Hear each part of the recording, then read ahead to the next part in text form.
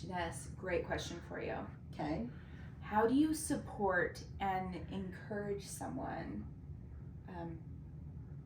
or talk to them about going to therapy if you're thinking they need therapy? Oh man, do you know half the time people would just tell me, I think my friend needs therapy. They say it all the time. Like to their parents, to their friends, I don't know why everyone feels like they can or should tell people. Mm. But Natasha, what if I think my mom needs therapy and I'm afraid to tell her?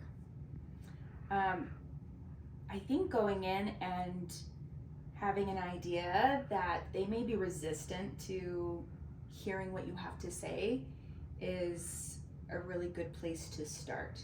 Having an understanding that there may be some resistance and then figuring out how to approach them from there.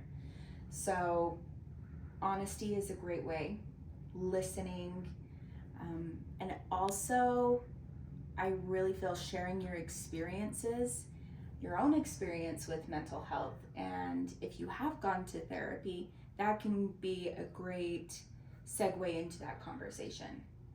Yeah, it can kind of reduce the stigma a little bit, maybe. Mm-hmm. Yeah. Okay. I also think that there's no need to be a Judge Judy. Right, that's what I was thinking, because Mm-hmm. I can think someone needs therapy, but if they're not indicating that that's anything they're interested in, maybe it's not my place. Mm. But maybe if they're like saying, I need to solve this problem and I really don't know how, maybe that's a good time to say something. And voice your support as well. What if I'm in therapy and one of my parents or siblings is on my mind and I think they need therapy?